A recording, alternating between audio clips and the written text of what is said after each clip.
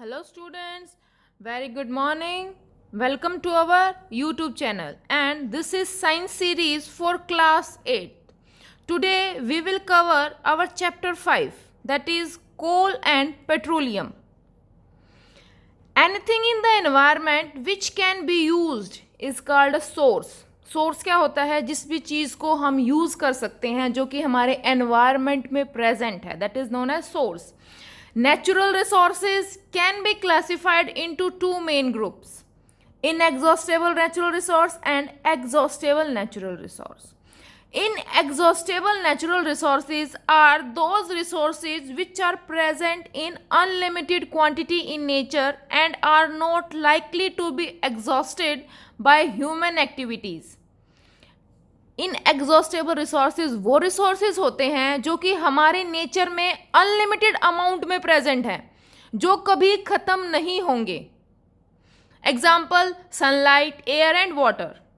Second is exhaustible natural resources, those resources which are present in limited quantity in nature and can be exhausted by human activities are called exhaustible natural resources like coal and petroleum. These are exhaustible resources which means अगर हम इसी speed से हमारे exhaustible resources को use करते रहेंगे तो एक टाइम ऐसा आएगा दे विल एंड अप, वो ख़त्म हो जाएंगे बिल्कुल. Coal and petroleum and natural gas are also called non-renewable sources of energy.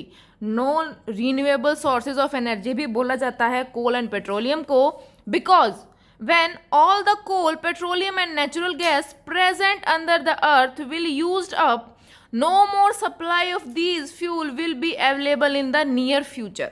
अभी आगे हम डिस्कस करेंगे जो coal and petroleum है और natural gas है, they took about thousands of years to form. तो अगर हम इनको इतना स्पीडली यूज़ करेंगे तो ये दोबारा से हमें मिलेंगे नहीं इतना जल्दी, बिल्कुल ख़त्म हो जाएंगे. Now comes fossil fuels. Fossil, सबसे पहले फॉसिल्स क्या होते हैं? Fossils are the remains of pre historic plants और animals buried under the earth million of years ago. Fossils are the remains of pre historic plants. The natural fuels formed from the remaining of living organism buried under the earth long ago are called fossil fuels. Fossil fuels क्या होते हैं? They are those fuels which are formed from the remaining of living organisms. जो organisms आज से approximately thousands of years पहले जिंदा थे वो हमारे अर्थ के नीचे बरी हो गए. तो जब उनका डिकम्पोजिशन हुआ उससे हमारे जो फ्यूल्स बने they are known as fossil fuels. Fossil fuels were formed from the dead remains of living organisms buried under the earth million of years ago. कैसे हुआ ये? This happens as follow. The plants and animals which died million of years ago were gradually buried deep in the earth and got covered with sediments like mud and sand away from reach of the air. In the absence of air the chemical effect of heat, pressure and bacteria convert the buried remains of plants and animal into fossil fuels like coal, petroleum and natural gas. जितने भी हमारे plants और animals थे thousands of years ago they die and got buried under the earth. तो इतनी depth में वहाँ पे एयर भी नहीं थी और बहुत सारी हीट और pressure and presence of bacteria they convert into fuels. वो फ्यूल्स के अंदर कन्वर्ट हो गए जैसे कोल, पेट्रोलियम एंड नेचुरल गैस. सबसे पहला फ्यूल हम करते हैं दैट इज कोल. कोल कैसा होता है? Coal is a hard black combustible mineral that consist mainly of carbon. Coal क्या होता है बेटा? बिल्कुल हार्ड और ब्लैक. कंबस्टिबल मतलब जो जल सकता है. Mineral that consist mainly of carbon. Coal is found deep coal mines under the surface of earth. हमारे माइंस के अंदर कोल पाया जाता है. In India coal is mainly found in Bihar, West Bengal, Orissa and Madhya Pradesh. Coal was formed by the decomposition of large land plants and trees buried under the earth about 300 million years ago. Now, what is carbonation? The slow process by which dead plants buried deep under the earth have become coal. Carbonation उस process को बोलते हैं जो हमारे plants और animals जो बरी हो गए लैंड के नीचे हमारे अर्थ में, they become convert into coal. That process is known as carbonation. Now coal is a source of energy. जो हमारा कोल है that is a source of energy. Coal is mainly carbon. I have told you जो coal होता है वो हमारे carbon से बना हुआ होता है. When heated in air coal burns and produces mainly carbon dioxide. A lot of heat energy is also produced during the burning of coal. जो coal है that is a good source of energy. बहुत सारी energy मिलती है जब उसको हम air की प्रेजेंस में बर्न करते हैं, जलाते हैं. Then carbon dioxide and a lot of heat energy is produced.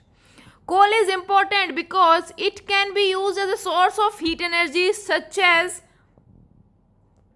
just by burning it, or it can be converted into other forms. या तो हम उस हीट को ऐसे की ऐसे यूज कर सकते हैं या फिर उसको हम किसी अदर फॉर्म में यूज करते हैं लाइक कोल गैस, कोक और electricity. Now we will discuss uses of कोल.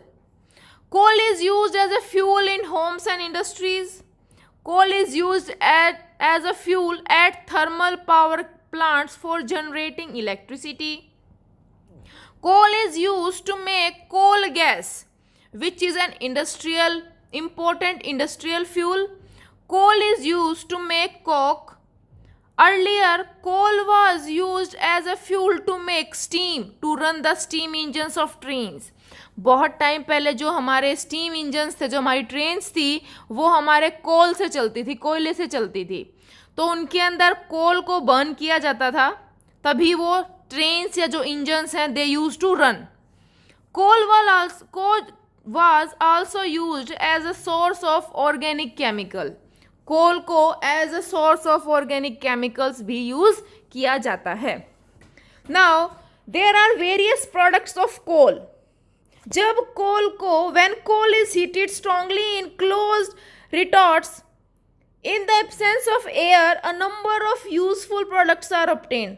देखो ये कुछ कोल ऐसा होता है, आपको पिक्चर दिखाई दे रही है, ये हमारा कोल है जो हम अर्थ से एक्सट्रैक्ट करते हैं.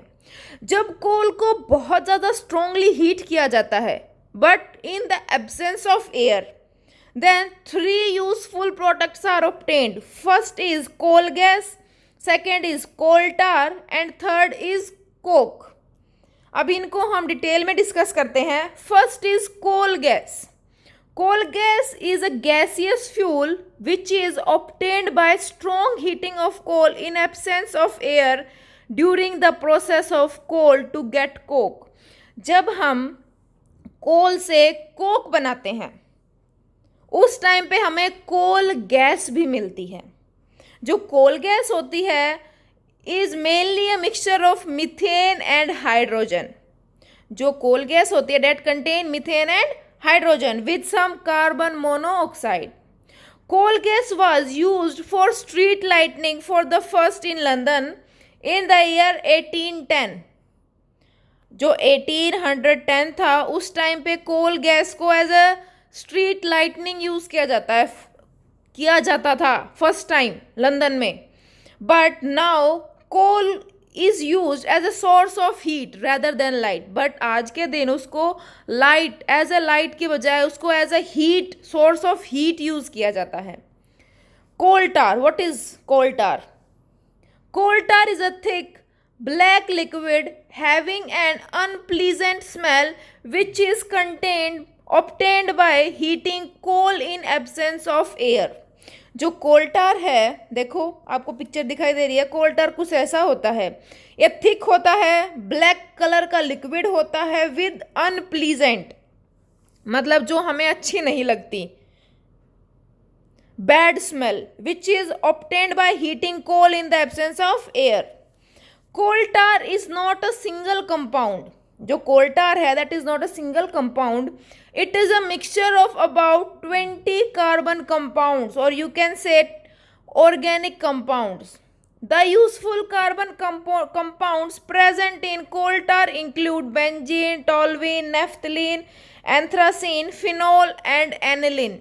These are some useful carbon compounds which are present in coal tar. जितने भी हमारे ये कंपाउंड्स हैं जैसे कि बेंजीन है, टॉल्विन है, नेफ्थलीन है, एंथ्रासीन है, फिनोल है एंड एनिलीन है एंड और भी बहुत सारे हैं. ये जितने भी हमारे कंपाउंड्स हैं these are used mainly in laboratories. ये हमारी साइंस लेबोरेटरीज में यूज़ किए जाते हैं. नेफ्थलीन का जो नेफ्थलीन बॉल्स होती हैं हमारे घरों में जो हम कपड़ों में यूज़ करते हैं वाइट कलर की, they are known as naphthalene balls. तो वो कहाँ से मिलती हैं? That we get from coal tar. The products of coal tar are used to make synthetic fibres, drugs, plastics, synthetic dyes, perfumes, paints, varnishes, pesticide, photographic material, roofing material and explosives. जो हमारे products हैं कोल टार के वो बहुत जगह use किए जाते हैं. लाइक क्लोथ्स बनाने में synthetic fibre like polyester, rayon, nylon. These are some of the example of synthetic fibers. Drugs हमारी बनाई जाती हैं. प्लास्टिक है जो हम डेली लाइफ में यूज़ करते हैं बहुत ज़्यादा. सिंथेटिक डाइज हैं हमारे जो जितने भी क्लोथ्स हैं उनको डाई किया जाता है. Perfumes, paints, pesticides. तो बहुत ज़्यादा वास्टली इन कोल टार के प्रोडक्ट्स को यूज़ किया जाता है. It was traditionally used for metaling the roads. Nowadays, however, butamin is being used increasingly for metaling the road surfaces. बहुत टाइम पहले मतलब काफ़ी लंबे टाइम से, आज से अगर आप पहले देखें जो हमारे रोड्स थे उन रोड पे हम कोल टार, जिसको हम अपनी लैंग्वेज में तार कोल बोलते हैं, टार कोल, एक्चुअल में वो कोल टार होता है. तो वो हमारे रोड्स की मेटलिंग के लिए यूज़ किया जाता था, सरफेसिंग के लिए यूज़ किया जाता था. बट आज के दिन ब्यूटामिन एक पेट्रोलियम प्रोडक्ट है, उसने कोल टार को रिप्लेस कर दिया because bitumen is much much good या better than coal tar. Next product is coke. आपको डायग्राम दिखाई दे रहा है, ये हमारा कोक है. Coke is a tough and porous black solid substance. Coke is prepared by heating coal in the absence of air. When coal is heated in absence of air, then coal gas and coal tar eliminated and coke is left behind as a black residue. जब हम कोल को जब हम strongly heat करते हैं in absence of air, at that time we eliminate coal gas and coal tar. उनको eliminate करने के बाद coke is left, that is a black residue.